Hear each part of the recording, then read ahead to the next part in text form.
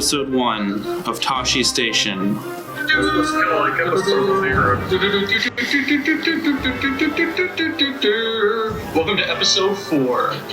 Episode 4 of Tosche Station, exactly. You saying episode 4 brings up a great point about today's episode. Hold on. Let's take it back for just a second. Welcome to the first inaugural episode of Tosche Station, a place where Star Wars fans can come together and discuss something that is ridiculously nerdy, but still fun and interesting. We are your hosts, Rob, Dennis, and so we're gonna start. So for our first episode, we figured we'd keep it simple and start at the very beginning. And then that started episode 4. Okay. Derek, what were you gonna say? Oh, I mean, I really didn't have too much. I got something. I got an opener. Yeah, so let's go. Because you originally gave us a prompt of the original films and what made them so special. And so I thought we were going to look at the original trilogy, not the original film. I was kind of on the same page as Dennis there. Well, that's fine. I mean, it's all good.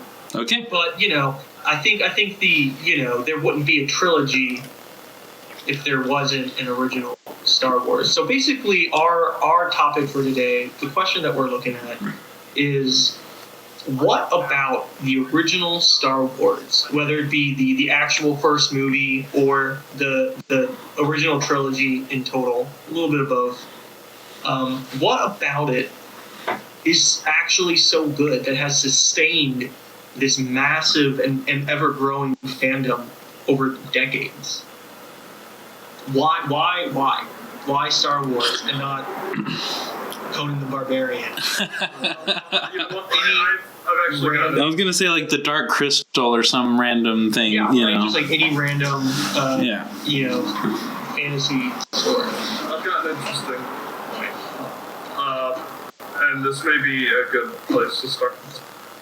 The blending of element.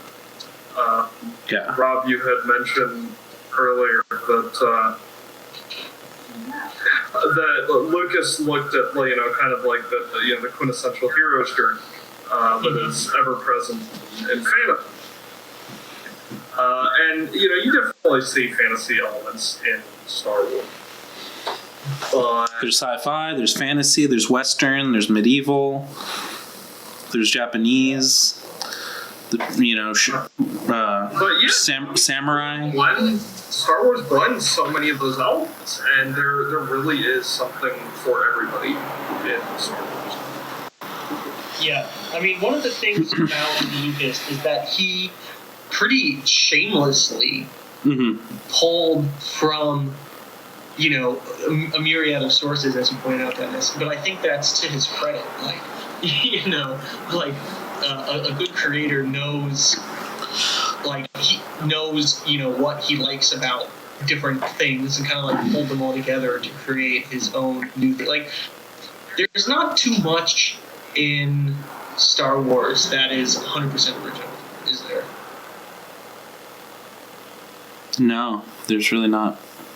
No, I mean, the I am your father twist is pretty iconic and is not really represented anywhere else, really. Yeah, I think you're right. It's a genuine twist. I mean, as a matter of fact, it's become so iconic that the I am your father thing has since become a cliche in and of itself. Yeah. In lesser media, Yeah. But like you said, it's the story is standard Joseph Campbell hero's journey. Beat for beat, explicitly so. Well, there's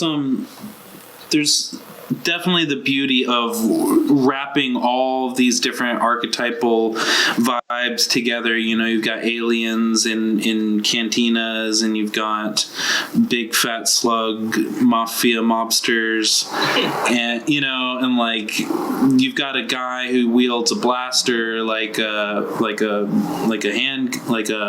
pistol, western style. Yeah. There's what is beautiful about Star Wars is it kind of let you all these tropes, you already accepted them. You didn't need them to be explained to you for a new time.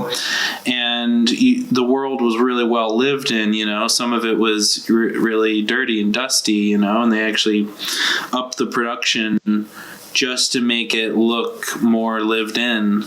And what they did so well is elegantly tie together all this melange, this potpourri of different cultures, you know, different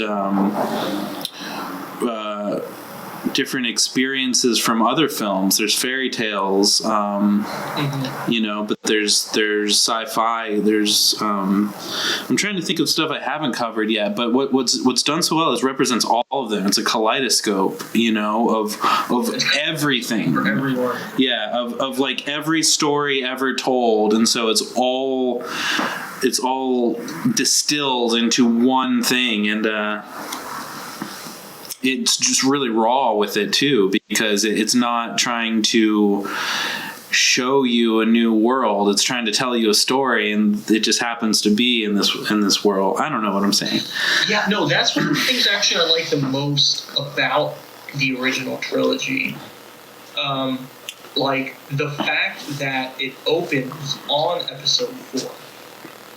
You know, and then you know, it tells the story that just happens to take place in this giant galaxy. It gives you the sense that, you know, the universe wasn't made to tell the story.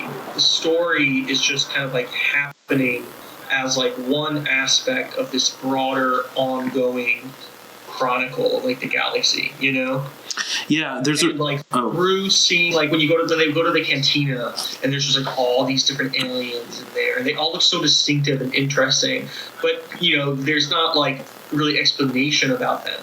It lets you just like immediately imagine like all like the different things that these, you know, random characters may get up to, and where they're from, and like what's their story. It just makes the whole universe seem so much bigger than it actually is. Yeah, you know, there's like depth built into it. To go off of that, there's a really great line. I don't know if y'all watched the interview Nolan did with interviewing George Lucas. Yeah, George Lucas talked about how, you know, they would spend a lot of money on the production, you know, for a costume, for instance, or a big matte painting, and the other producers wanted to like linger on these things because you pay a lot of money for them. You want to sort of justify their existence in the film by kind of like showing them off. Like, look at this, look how grand this is. Like a lot of the cutaways when they have like a plane flying in and they show this beautiful matte painting of a planet.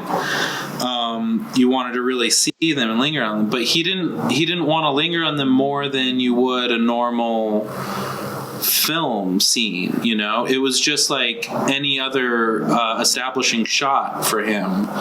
It's just there. It's part of the work. And it's an example of how his mind went away from like, we have to get the most he's just so economical with how everything is so jam-packed. It doesn't linger. It doesn't allow you to like take in all these little details and absorb and process them. It's basically like when you walk into a cantina, it's overstimulating, and there's so much stuff to look at, and so many different creatures, so many different character concepts, and you know, you think about how they could all interact like this, and you're just so overwhelmed and overstimulated, and it's just like some weird panel on the wall. You don't know what it does, but it's like, it feels like it's useful. It feels like don't know, what was my original point, was like basically that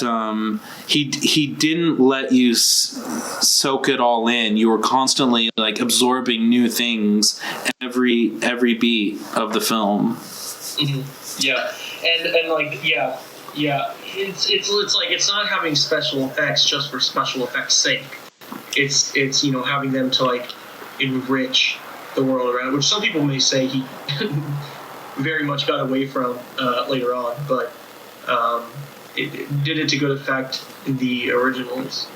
But then another thing that I think they do well, that even the prequels or the sequels don't really get. The sequels a little bit more so, but when you watch the original trilogy now, it is still striking how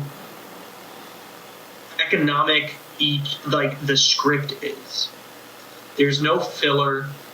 There's no kind of meandering scenes. The dialogue is so sharp and quick. It's dropped in medias res. The it keeps it moving. It's not all just like mindless action. There's periods of quiet and conversation between characters, but everything that they say and do within those moments is purposeful and entertaining. I think it goes a lot for not only like the dialogue is great, but the actors are so good in like embodying these characters and delivering the lines. Other than like what Vader and Obi-Wan, I can never remember the actor's name. Other than that, it was Alec Guinness. Other than that, it was pretty much just a nobody cast, right? Yeah. Well, I mean, Carrie Fisher, she hadn't been in anything, but she was the daughter of a famous actress. Yeah. She was. I'm now going with Harrison Ford was in American Graffiti. Yeah, he had been in American Graffiti. But that wasn't that big, yeah. Yeah, I mean, it was an acclaimed movie at the time, but it wasn't like huge. I'm pretty sure he had been doing carpenter work for Luke. Mm-hmm. Yeah, like, hey, you want to be in this movie? Something like that, yeah. Peter Cushing, the great Debbie Reynolds. I don't know that. Carrie Fisher's mom. But outside of that, like it's still. Yeah, there's not like any like stunt casting or anything, or having a big star. Yeah, like Mark Hamill, truly is unknown in that one. Yeah.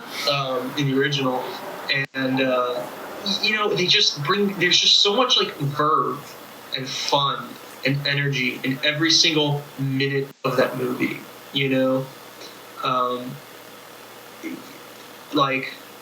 It really is something, the chemistry that's there. Another thing, though, but for real, though, it has really intense emotional resonance for a lot of the reasons that it's some of the stuff that it plucks from are real historical, examples, stuff that's in like real battles in World War II. Like ATs are kind of similar to like some of those big tank weapons and. Like moving turrets and stuff, and the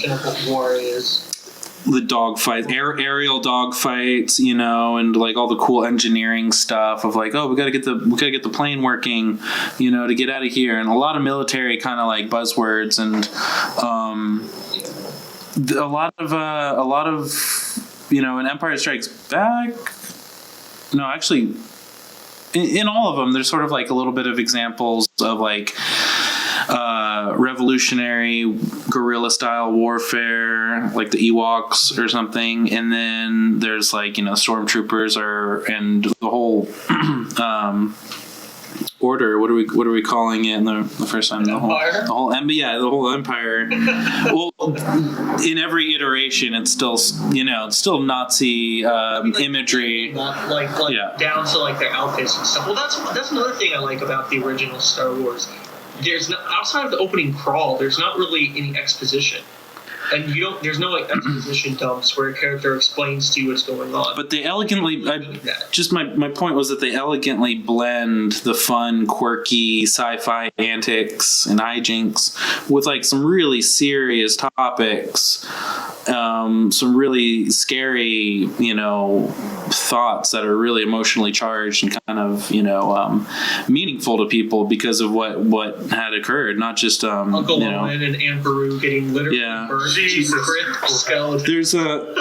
There's a lot of Vietnam stuff too, kind of, especially in Return of the Jedi in the forest. But a lot of stuff draws from real wars, and that's scary. But a lot of people had that impressed on them. Not me personally, but I know a lot of people have sacred World War memorabilia from their grandparents and stuff. And I remember when I was a little kid, my grandpa was a veteran and stuff, and all that stuff was infused with this gravity, this this deep importance and meaning and seriousness. And I think people kind of rub into that too. The actual war part of Star Wars is, it's that ongoing conflict of imperialism versus, sometimes just a civilian, populations. It's freaky. Yeah. Well, one thing, Rob, that you had said that I really liked, you were talking about kind of the lack of exposition. It's just you're just on a ride from start to finish. Yeah. Kind of gets me thinking, kind of moving on to the mysticism of it all. Obi-Wan saving Luke, and then them talking in his hut, and how Obi-Wan was just this kind of crazy old guy. And you as the audience aren't really questioning it, at least I did, when I first saw the movie. Granted, I was it's hard to remember my experience when I first saw it and what I was actually processing, if it made sense. I remember. I remember. When it was re-released in the 90s, yeah. What'd you think of Obi-Wan? He was crazy old desert guy. He's just this old guy. You knew he was going to be wise, Wait, why did you know he was wise? Because he's this old guy in a robe who saves Luke. So, by the time we're kids in the 90s, we're already going to be kind of conditioned by the media out there for kids already. Other shows, other movies. What would that be? Kind of influenced by Star Wars, Mm-hmm. And the trope of the Flash Gordon, wiser mentor. Yeah. Which it's part of the hero's journey, but I hear what you're saying, Derek, about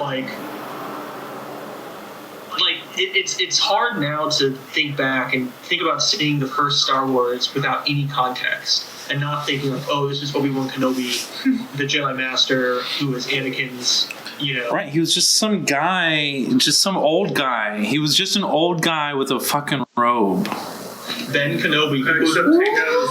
He saved... did he even use his lightsaber against the Sand People when he was first introduced? No, yeah. You see it for the first time in his hut when he gives it to Luke. It was your father's lightsaber. How did he save him? He just He makes the sound. He makes a whooping sound. He makes a big... Oh, yeah, okay, cool. And it scares the... So he's just an old guy who knows some stuff. Yeah, the Krayt Dragon. Is that true? Yeah. That's what it's called in 4. Oh, crazy. Okay, because you actually saw the Krayt Dragon in the Mandalorian episode.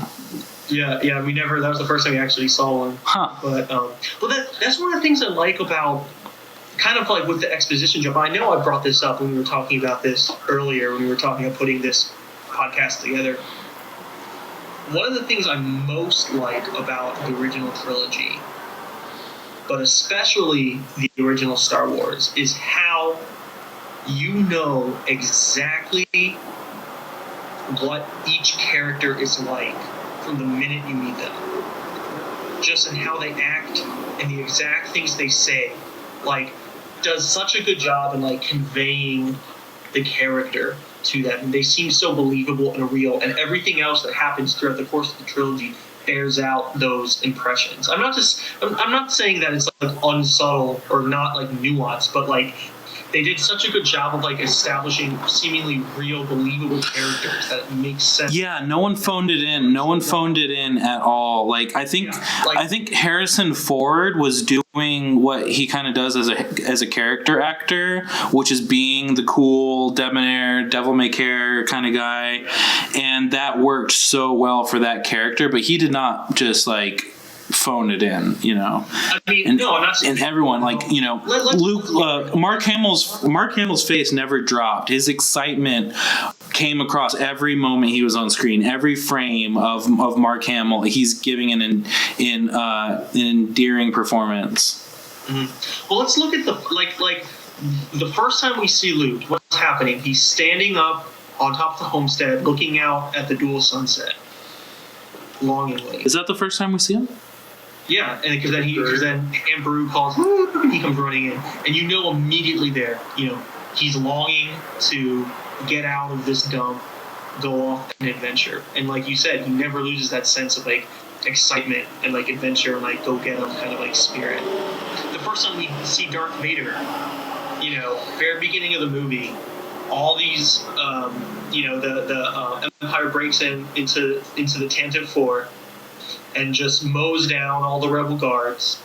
Darth Vader walks in, hands on hips, just looks at the dead bodies, nonchalantly walks on by without saying a word. And immediately, besides the fact that he's encased in like hardcore black armor, just like that reaction, you know that this guy is like business. You know, he is bad news, you know. Deep voice, starts commanding people, just starts saying, do this, do that, and above like a pile of dead bodies. Yeah, the next time you see him is when he's holding the guy up, choking him. Yeah, he's basically Genghis Khan. Yeah, essentially. I mean, you know, Han in the cantina acting all cool, and then he shoots Greedo, walks out. You know, that's all you need to know. He's a rogue. He's not a good guy. You know, Princess Leia.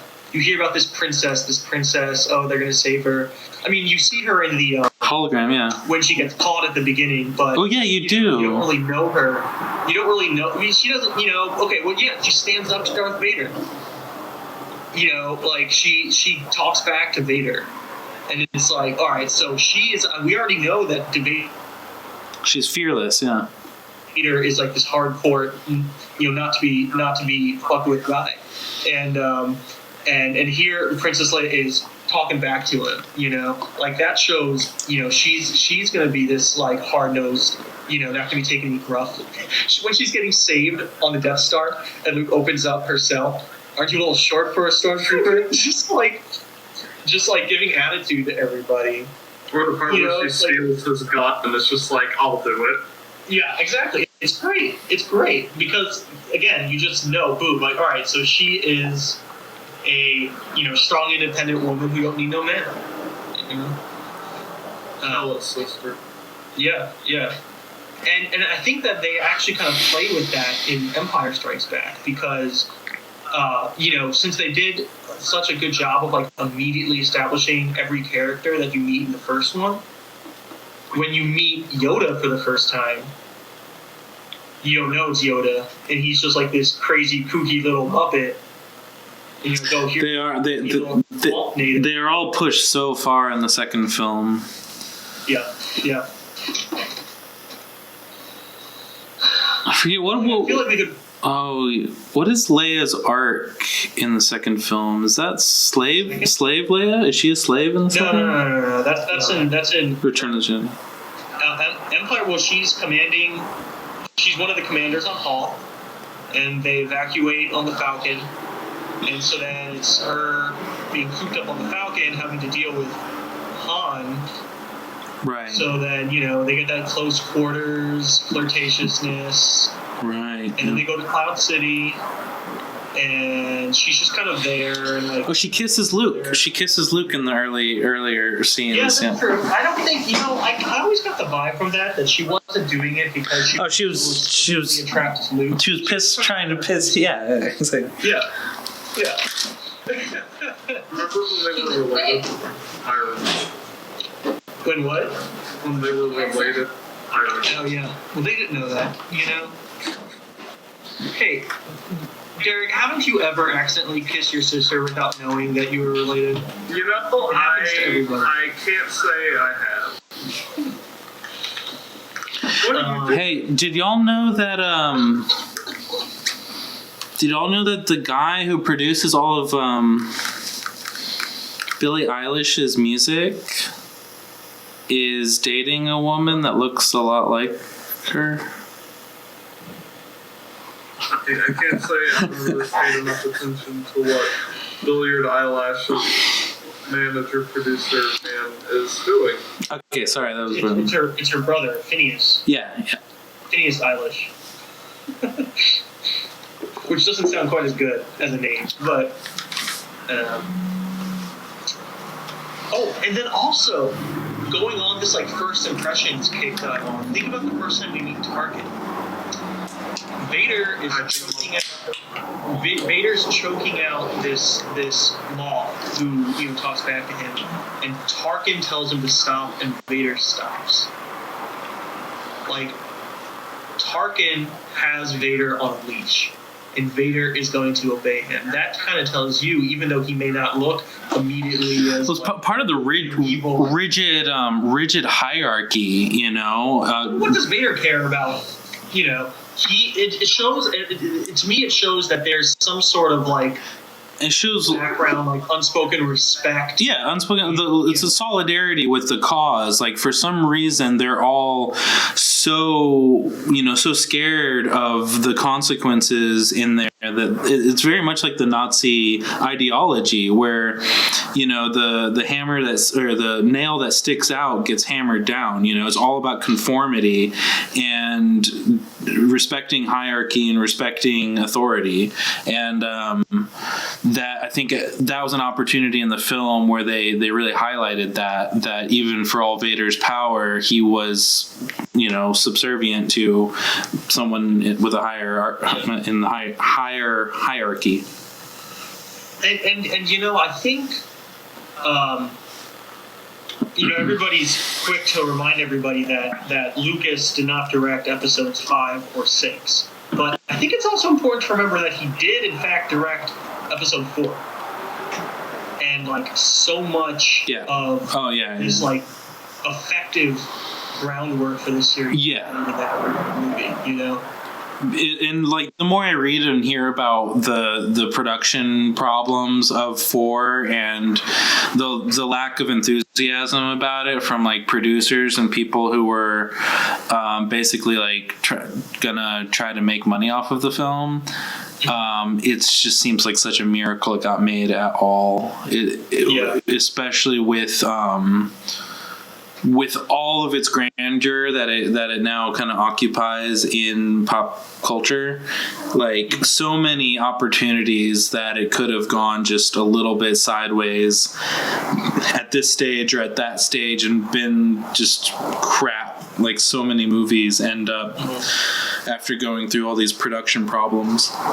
So, we're saying we're just like laying all these praises at the trilogy's feet. But I just recently, this past weekend, was talking to a friend who didn't see Star Wars until she was an adult. Sometime in her mid to late 20s. Actually sat down and watched it. Outside of just like seeing references and snippets here and there, and she said that it was dumb. And she did not understand why so many people loved it so much and took it so seriously. So, I disagreed with her, but I thought it was interesting. I wonder, that may just be her. No, that's very interesting, yeah. For everybody. But I could see it as being dumb and boring. I could see that perspective. of it. You're saying, oh, it's so cliche. It's only cliche in retrospect, though, because of all of the tropes that it generated are now suffused into pop culture everywhere, like, inescapably. And she was like, oh, I knew it was going to happen. Like, yeah, exactly. If you, it's not really about, to say another cliche, it's not really about the destination, it's about the journey. Like, even if I had never seen Star Wars, I like to think, and I saw it now, I'd still be like, this is a really fun movie. If I had seen it 5 years later than I had, then I would probably also be like, oh, that's just like this trope, and just like that trope, and just like this other trope. Like, I am your father, yeah, we've all heard that one. Well, I mean, like, but you know what I mean? Like, those were all, yeah. I was like 8 when the trilogy was re-released in theaters for the special editions. Or was I younger? I feel like I want to say I was like 5, which, yeah. Yeah. That sounds So, right. I was about, 6, 7, 8, something like that. And, I already knew, just from, being alive, I already knew that Darth Vader was Luke's father. Like, that wasn't a surprise to me, I already knew was spoiled it for me. for some reason. Oh, I'm sorry, that sucks. I knew for some reason that at the end of Return of the Jedi, Vader takes his helmet off and you get to see his face, and I was excited to see that. I don't know how I knew this stuff, but I just did. But that in no way, shape, or form diminished my enjoyment of it. I think, like, as a kid, just like seeing Star Wars was like cool, just like taking in, like we were talking about, like just like the awesome stuff in every second of that film. I didn't really care that, like, obviously you go into that movie, the Empire is going to lose. That Luke Skywalker is probably going to save the day because he's the main character. But it's not like that diminishes the enjoyment of watching the actual film. Yeah, I think it could, though, for some people who never were encouraged to take it seriously or to consider it as a real piece of art. As just it seems like, I don't know, whatever is popular at the time. It's like just like a product of its time. It's like. Maybe Mario or something would be like something similar. Take Mario as seriously as many people take Star Wars? Not as many. No, not as many. But I'm saying it would kind of seem like that. Oh, that's sort of just like a game, like a silly thing for like silly people. Yeah, it kind of reminds me of this kid I knew in high school who was on my cross country team with me. We were pretty good friends. He was super into video games. But he was not a Nintendo kid growing up. His parents had gotten him a PlayStation. So growing up, he was on like the Sony PlayStation, and then later on he got an Xbox and everything. So he played Ocarina of Time for the first time ever in high school. And he was like, this game is okay at best, And he was like, oh, it just seems kind of like basic, and like the story isn't that great, and da-da-da-da. And I'm like, well, I mean, you have to put it in the context of, even though this is like a 10, 15-year-old game. And, I guess it's kind of like the same thing. Like, you're not going to feel the same way about Ocarina of Time if you don't play it, as a kid. And you're not going to feel the same way about Star Wars. Yeah, I think that's exactly it. I mean, as a kid, it has a bunch of value because it draws from so many things, but it is like there's a certain window where you need to watch it between, like, when you're a really little kid and when you're like, I don't know, maybe 13 or something. Yeah. And but it's interesting.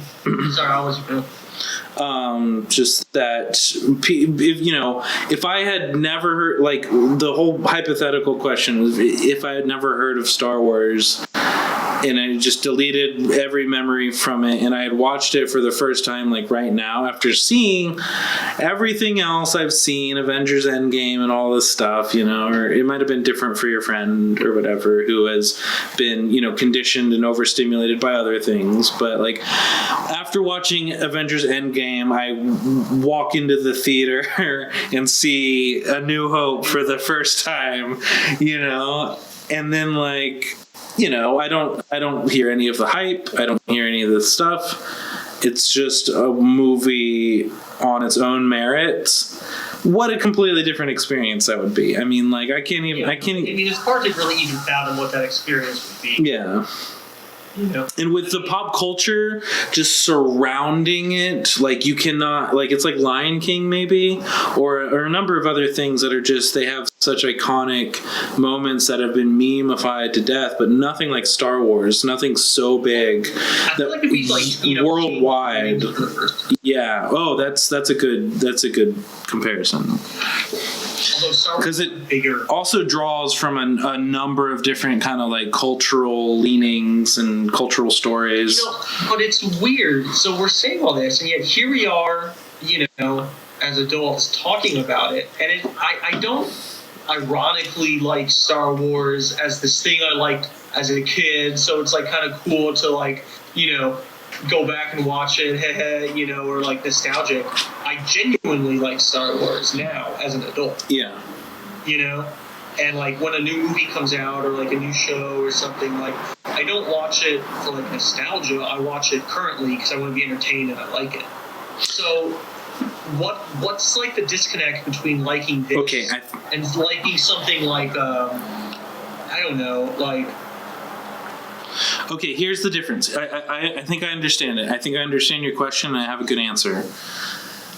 Star Wars presents a very low-resolution explanation for all things that someone might experience in their life.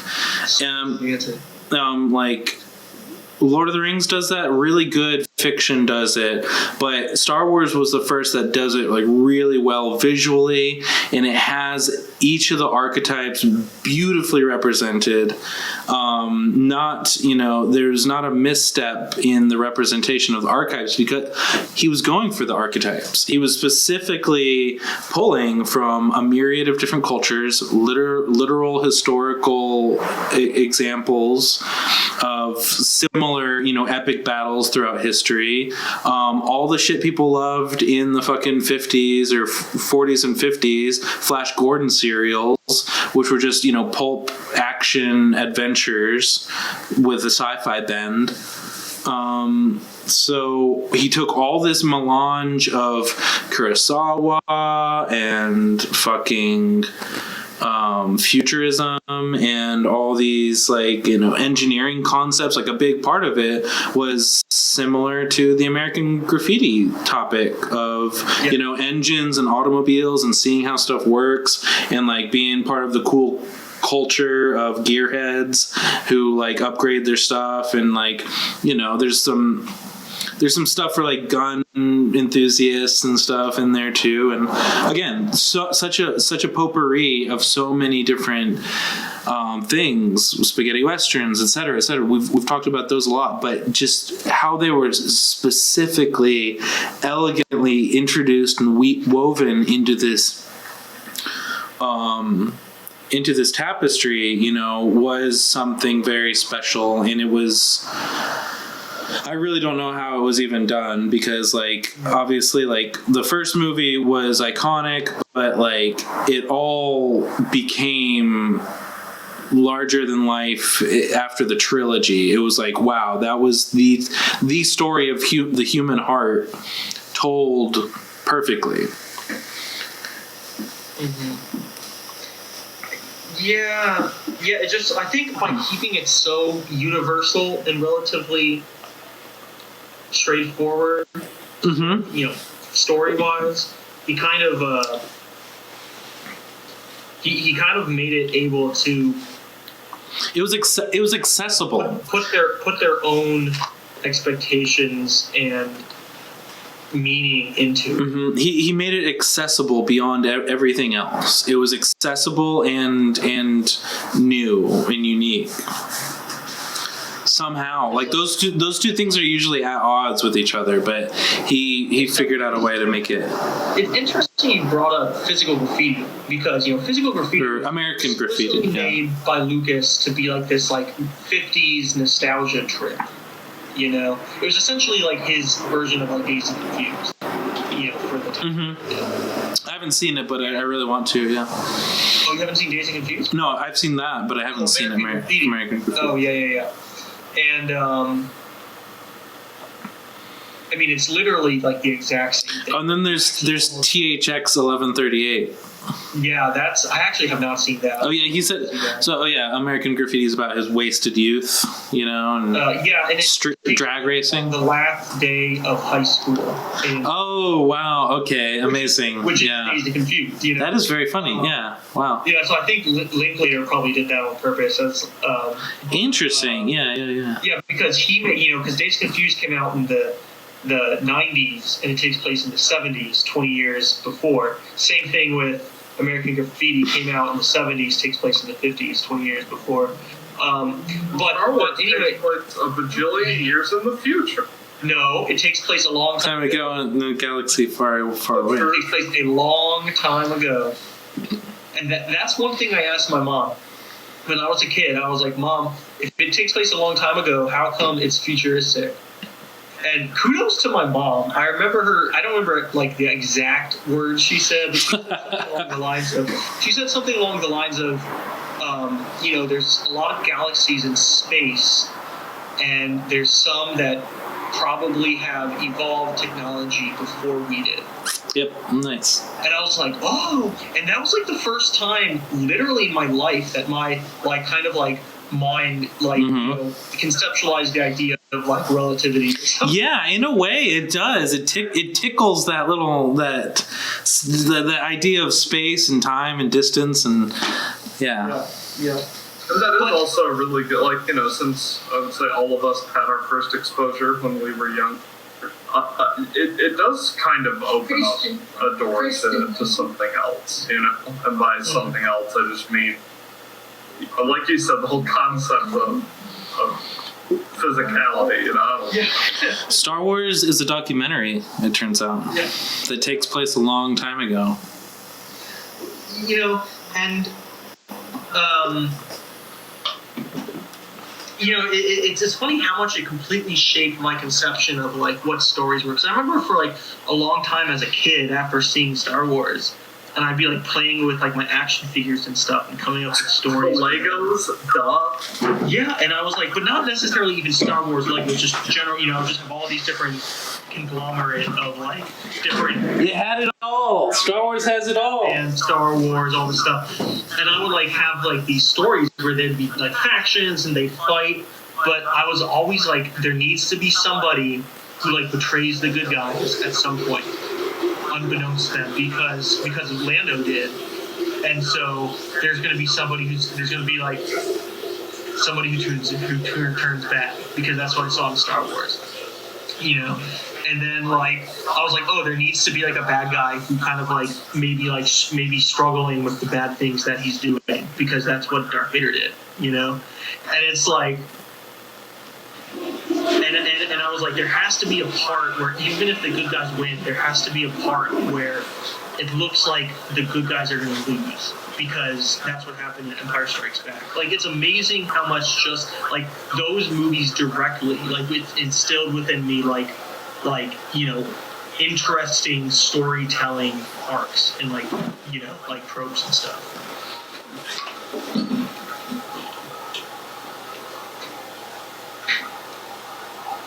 Even though, again, a lot of those things you can find in many stories, because it's based on the hero's journey. But I specifically got those ideas directly from Star Wars.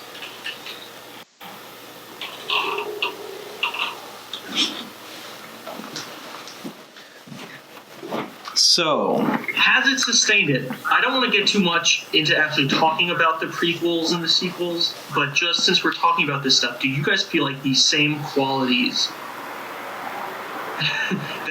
that make the original trilogy still so fresh and exciting and entertaining and meaningful to people? Do you think those are present in any capacity in the prequels or sequels? A couple. I mean, yes, done well, God. I think it's an unfair question in a comparison because, like I said, like it's more about filling in the backstory in the prequels, which is cool for a completely different reason. Dennis, you're muted. I don't know if you know you're muted. Oh, damn. So it's more about filling in the backstory for the prequels, which is fascinating and interesting, but for a completely different reason that the originals are interesting. Where you got edge of your seat action and adventure, and you don't know where it's going to end up, and you're like, there's a lot. Bring up a good point that the prequels are explicitly they're by design very different in tone and intention than the original. They feel like historical documents to me. There's so much exposition and so much detail about political bullshit that no one really cares about, trade federations and stuff, trade embargoes, and the fucking Gungan culture, and like there's weird shit in the prequels, and like the novelty of the prequels did it justice really well. The acting wasn't quite there, and the unfortunately the CG eye-gasm overstimulation was way too much, and it looked bad. It looked weird with the green screen. Speaking of green screen, all over the place. It had an artificial feel, and Jar Jar was a really good example of that uncanny valley kind of thing. Yeah. I mean, I think everybody... But it had a lot of good stuff going on. Everybody can agree. I feel like the general consensus is that the story is really good in the prequels, but the directing... It coasted a lot from the original trilogy. Flashlight dialogue is pretty. No, it would be. Let's be honest. It would be trash if it wasn't directly tied to the originals. Yeah. And the sequels, while the acting is good and I don't want to say the directing is good, but like the feel and like. The aesthetics of the movie are good, but the story is trash. I swear by the sequel, and this is kind of what will be my last book on the sequels or prequel. But if they had nothing to do with the original trilogy, as in like they were set, who knows how much further, or who knows how much further. That's one and done. That's done. It's done. Would have been fun. I wouldn't have questioned it. What if all Star Wars was just Phantom Menace? What if the entirety of all Star Wars was just that film? Well, obviously would have all the same thing. I don't think there would have been any issues with that. Or what if Phantom Menace was the first one? What if it was actually released chronologically? Okay, let me try to think about that. It would that. be a very different movie. Well, the next question I had was, the prequels being their own trilogy, without the existence of the original trilogy. Well, they don't stand on their own. No, but they're interesting. I mean, I think they'd be kind of like Willow tier. They wouldn't be complete trash. I mean, you don't necessarily need to. I just watched, Caravan of Courage, an Ewok adventure. That was a pretty good film, but it was tethered to my love of Star Wars, so it was easy to get behind it and give it that extra momentum. That's the whole thing. The prequels coasted on the momentum in the majesty and power of the original Star Wars, and people were so excited, and a lot of people were happy, and a lot of people were really disappointed.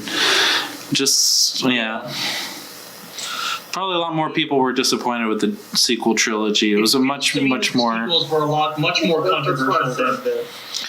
Yeah, and a lot of people. It all, dude. I mean, me and you and a couple other reviewers like Grace Randolph, who I really trust, all say that The Last Jedi is a really great film. It is. But we all should acknowledge that it split the fandom like completely. It completely changed the script in a way that was reinvigorating from my point of view, and probably your point of view. But it actually tried to do something new. Yeah, which is George Lucas 101. I mean, he's super unique. He's super unique and relied on old tropes, which is just like that. And it was an independent vision, like against people's, beliefs that you could you're allowed to do this. Like he's just it's groundbreaking. It's groundbreaking. You hire an auteur to direct your movie, and you get George is an auteur, so exactly, and I liked it too because it was such a deviation from what I didn't really like in J.J. Abrams' movie, which was that it didn't have the strong. Let's not get too much into the sequel. That's what I said when I said that about the sequels, that they were their own thing. I think but in the original trilogy, it has real spiritual value. It has real spiritual value, and the prequel trilogies, they're a tragedy, and they're meant to express, a somber Luciferian fall of someone who was considered one of the best of their league. And the sequel trilogies kind of muddled about, and it was about to be an interesting new place, but there was a lot of compromise and a lot of we want to keep it sort of like this. We want to be everything to everybody instead of completing the cycle and making it kind of rhyme like poetry or whatever. Yeah. And so it was missed opportunity, the movie, really it could have been something good. Yeah. So, geez. But I think that, to dovetail that, I'm saying the reason that the original trilogy mattered and was emotionally, you were connected to the characters and you connected to the stakes, was because it was, a reflection of the personality behind it. George Lucas creating this stuff and being unsatisfied and unwavering with his demands, and kind of making sure that all of this shit fit together and saying no when it wasn't good enough constantly. And basically it seemed like everyone was against him. He said during the shooting of it, it's insane to hear the story of George Lucas. It is a hero's journey. The behind the scenes of that shit is really amazing. It's really something else. So, on that note, and it was saved in the edit after he had to do all these pitches and make sure that all this stuff got straightened out. He got merchandise rights, which was unheard of at the time. That's the real cash cow. Yeah, it was insane. He was playing poker, high stakes the whole fucking time. It was insane. Robbie, you were trying to say something. Well, were you gonna? I sound like you were bringing something up. Well, I was just going to bring, kind of how lightsabers are made of our introduction to lightsabers, more or less, in episode 4. And we know there's good ones that are blue and there's bad ones that are red. I think a lot of people sleep on the fight between Obi-Wan and Darth Vader in A New Hope. Oh, it's just so basic. And I think that's okay. The argument is that it's a psychological. We're all there. You have this tyrant going against. It's so fucking epic. They obviously have some kind of history. there is just countless mind games going on. Incalculable equations being. I'm serious.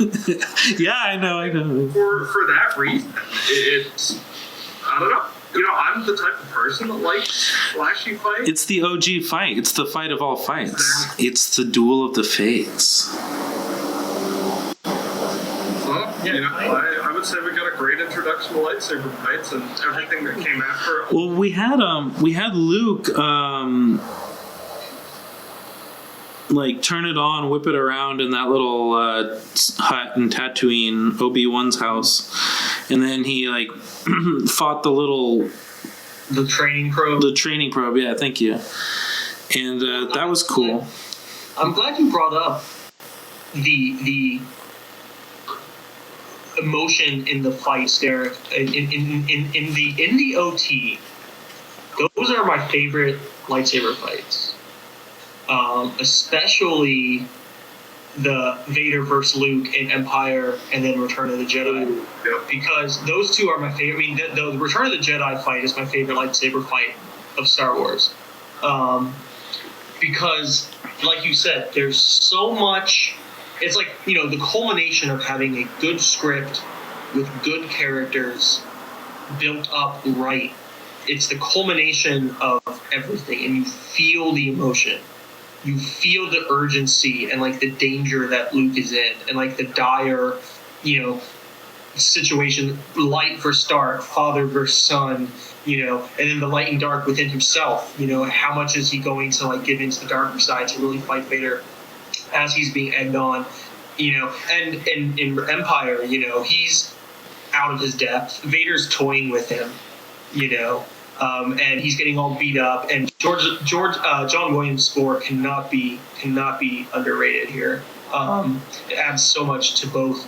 And I've heard a lot of people say, like, oh, well, they're basic, well, just because they're not like flipping around and like, there's like all these like crazy explosions. It doesn't really take away. That's not the point of a fight. A good fight is like, what are the people actually fighting for? What's at stake? And I feel that those stakes so much in the original trilogy, and even in that first one in The New Hope with Obi-Wan and Vader, like you said. And the only time I really felt those stakes in either of the other trilogies was Episode 3, when Vader and Obi-Wan fight on Mustafar. I mean, I'm gonna let you finish, but the fight with Darth Maul and Qui-Gon was one of the best fights of all time. Well, I'm not going to say it's the greatest of all time. It's one of the best, and I agree with you. I misspoke. That one you can feel the stakes there as well. Although I think it actually benefits from on return like visits. Like, I feel like the more I know and think about Star Wars, the more I like recognize the stakes of the duel of fates there with Darth Maul. Yeah. But also, I want to give a shout out to my favorite lightsaber fight that happens in the original trilogy, in the second movie, and I think is the most iconic lightsaber fight. Han Solo versus the Tauntaun was one of the hands down biggest moments in Star Wars for me, when he decides to push Luke into a carcass of a freshly killed Tauntaun that just died of... Dennis, I'm going to have some choice words for you when we discuss lightsabers as a... Let's put a cork in this discussion, because this isn't a whole episode right here that we were talking about. I feel like we've already said too much. I'm just saying, it's obvious. I mean, I thought there's no disagreement. I don't think anywhere.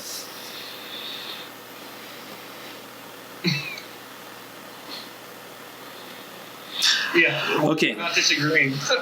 So what did? All right. Did I derail everything? Just try to get just back there.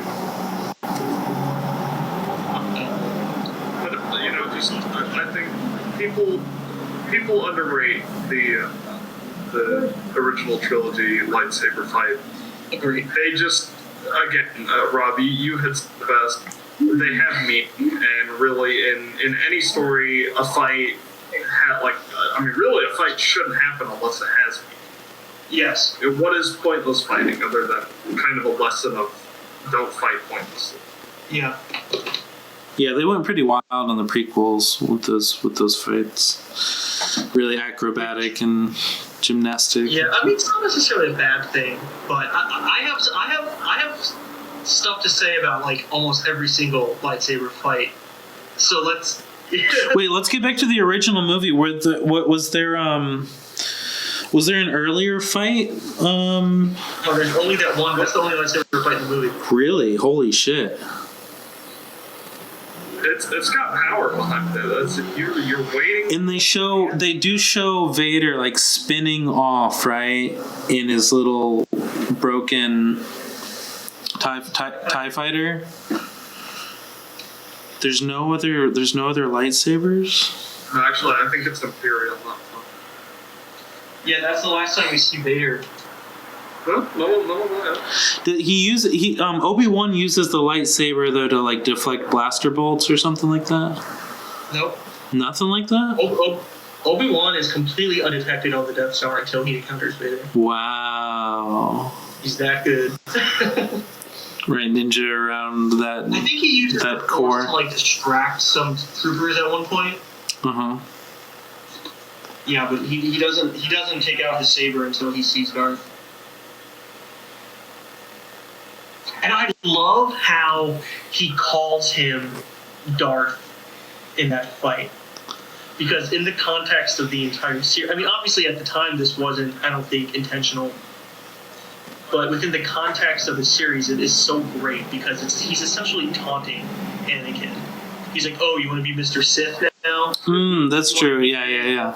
I do like that stuff. That's bring it. You know, we spent our entire lives fighting these guys. retroactively more meaningful because even in that fight, he's not Anakin. He's not even Luke's father. I don't think he was written as at the time. Yeah, well, there's no reason for Obi-Wan, even canonically, there's no reason for Obi-Wan to acknowledge that. Like, Vader burnt those bridges,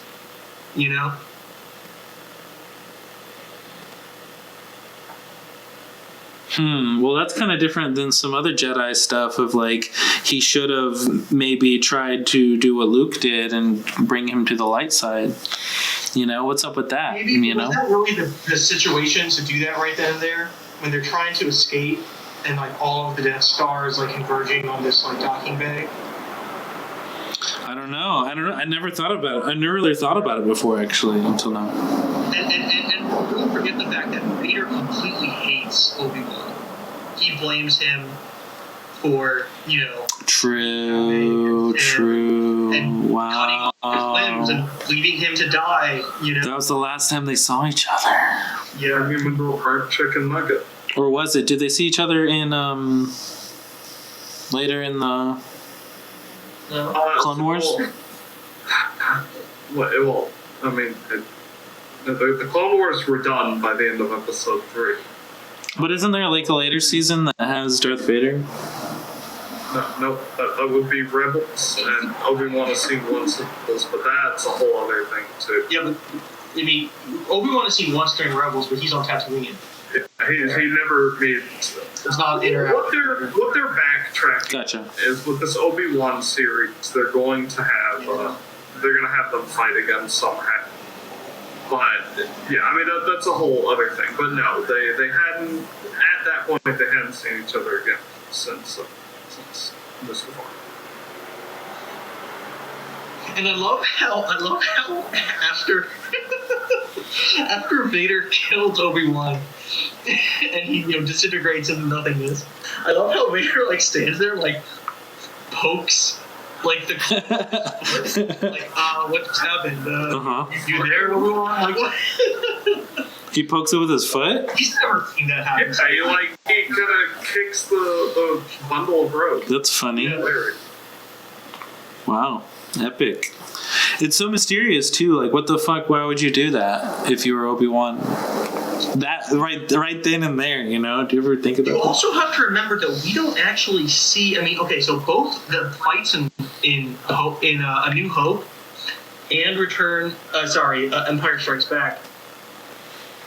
Those are not, the combatants are not going full strength. Like Obi-Wan, I feel like it's pretty obvious that Obi-Wan like intentionally sacrifices himself, so Luke will see that, and then he'll be able to like counsel Luke from the Force. Like he raises his lightsaber and allows himself to be struck down by Vader. I don't think he has Interesting. intention of like defeating Darth Vader there.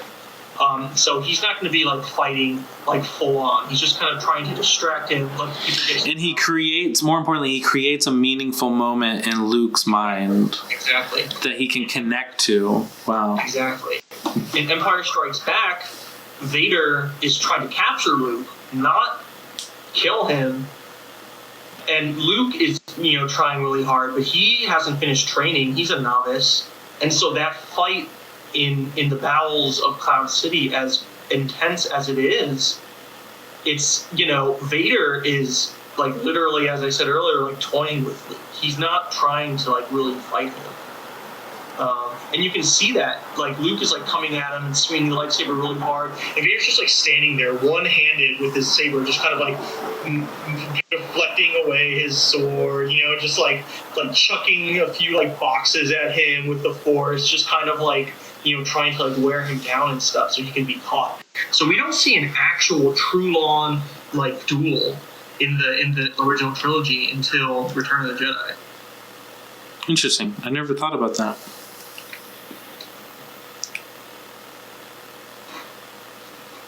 That's true, though. Yeah. Damn. So that also kind of explains why, they're maybe not as, in universe within the context of the prequels, like the fights aren't as, acrobatic or like crazy, because they're not. All right. So let's. That's not the intention. Let's deconstruct what is happening in those moments. Vader v. Obi-Wan. What is transpiring before our eyes? What is happening in their headspace? What is the calculation, the algorithm, the equation that is occurring between them, the transaction? What is the mental game that they're playing? This chode took off my legs and an arm. Yeah, I feel like Vader really thinks that he's gonna get like vengeance against Obi-Wan. Oh, dude, yeah. I think Vader is sincere in that. And that's why it's the most frustrating thing ever to have him just disappear on you. That doesn't really get the satisfaction of seeing his supposed like arch nemesis like dead. Now, also, don't forget, did Obi-Wan in his hut told Luke that he had Vader had wiped out the Jedi, right? I believe so. I don't remember exactly, but I believe so. Yeah. Then he said like Vader hunted down and killed the Jedi. I'm pretty sure. I don't remember hunted and killed the Jedi. Yeah, I think he does. I can't remember. He doesn't remember. Well, he says that like there was Vader who was a Jedi who betrayed them, but he doesn't mention Vader really explicitly in relation to Luke's father at all. Oh, that's fine, but I guess us as the audience, we know Vader at that point as this insane Jedi killer, the guy that killed Luke's father, who, Obi-Wan gushed about Luke's father. Mm-hmm. So, it's kind of a big deal. Yeah, no, it's a huge deal. And Luke is just like, imagine just like all like knowing that, all right, here's the guy not only helped the Empire take power, but destroyed the Jedi, killed his father, and now here he is killing his like new mentor, like father figure. Like think about just like. Oh, true. Feel for them. Oh, dude, I didn't even think of that. Like, just like forget that he's his father. You know that you think he killed his father. That's a whole different feeling that you have. Which makes Luke's reaction to finding out that he is his father. That's why he reacts the way he does. Here's this monster that he absolutely hates for so many different reasons, so many different ways, and then he finds out, oh no, it is your father. And he just breaks down. It's powerful stuff.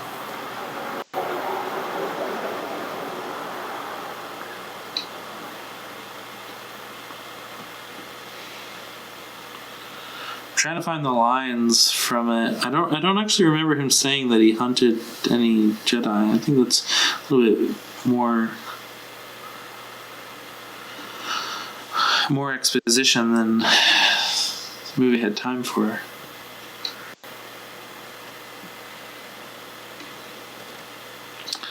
That's the part when Obi-Wan took out his acoustic guitar and said, "Long, long time ago, I can still remember."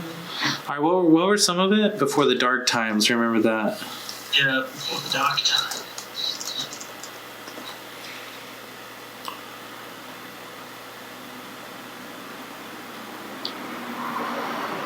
For over 1,000 generations, the Jedi Knights were the guardians of peace and...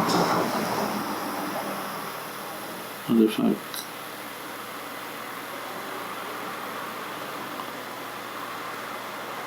A young Jedi named Darth Vader, who was a pupil of mine until he turned to evil, helped the Empire hunt down and destroy the Jedi Knights. Oh, you're right, Dan. Helped the Empire hunt down and destroy the Jedi Knights. Truth. He betrayed and murdered your father. Now the Jedi are all but extinct.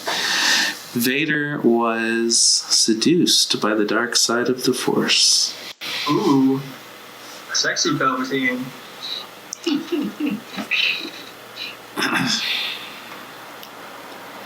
An elegant weapon for the more civilized age. I've been waiting for you, Obi-Wan. We meet again at last. The circle is now complete. When I left you, I was but the learner, but now I am the master. Which is not true by any stretch of... Only a master of evil, Darth. Your powers are weak, old man. You can't win, Darth. If you strike me down, I will become more powerful than you could possibly imagine. You should not have come back. Luke. No! Pew, pew, pew. I love that line. The circle is now complete. The sleeper has awakened. Vader's like it rhymes. It's like poetry. It is, dude. Vader is fucking dude. Are you saying that Vader is a self-insert character from Lucas? Dude, exactly. No, he is though. That's why he got James Earl Jones to voice him, because Lucas sees himself as a esteemed black man with an Austrian bodybuilder's physique. Actually, so that's I don't know. I kind of want to start wrapping this up, but the final, if the Vader actor had never read his lines, it would have been a completely different Darth Vader. Yeah, you're right. You're right. David Prowse. The power behind the stakes, the point, the force charge. Yeah. It's intense. You can feel the energy there. Yeah, how he tenses his body and carries himself. So let's wrap this up with a little, just quick go around. Favorite original trilogy movie. You don't need to have a big explanation. Just which is your favorite. And if you want to have a quick sentence or something, to explain why.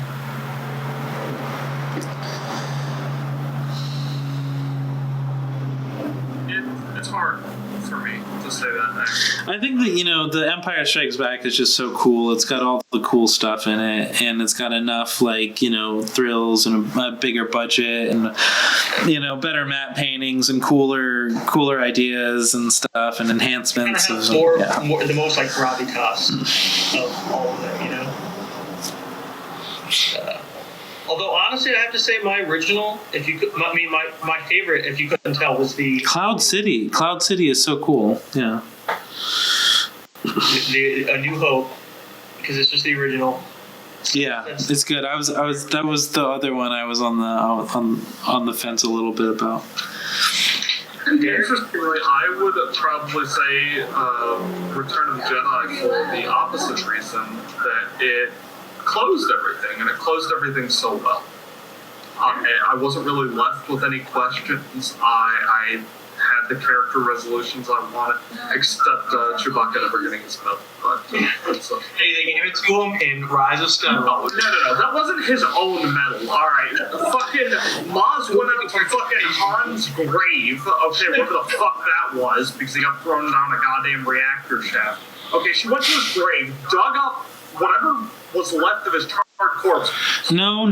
It was passed down to some... Pulled the medal off his something. charred corpse and gave that to Chewbacca. No, she had it... No, dude, that's crazy. Oh, I did want to give an honorable mention, though, to Caravan of Courage and Ewok Adventure as one of the best original movies by George Lucas and Star Wars. Ever would have seen it come? It has an Ewok shamanic ritual in it, like a shaman ceremony. It caught me off guard, and I thought it was really awesome and clever, and just like their whole system of belief is very, very funny. And they have actual magic. I mean, there's all these magical pools. It's against my protocol to impersonate a deity. Yeah, the kid uses a little blaster pocket to light a fire. It was funny, little small details were kept it Star Wars, but it was very silly and ridiculous. It was a lot like Willow. Willow was Lucas as well. Yeah, I love Willow. Willow's a fantastic film. Remaking a new Willow. Right? Yeah, I heard about that. And Warwick Davis is going to be. Yeah, that's weird. Reprising his role. Oh, really? So is it a sequel? Soft reboot? What's going on here? I don't know. I don't know if it's a sequel or a soft reboot. I don't think that Val Kilmer is attached to it, unfortunately. Dude, they need to remake American Graffiti, bro. They need to remake THX 1138. High concept, make it like The Matrix, bro. Of all the movies that George Lucas has gone back and redone and endlessly adding needless stuff to the Star Wars movies, THX of all things actually could be served well by him going back in and re-upping it. Let's give him a call and get him to convince him to re-release it under a $200 million budget or something. So I think this was a pretty engaging first podcast.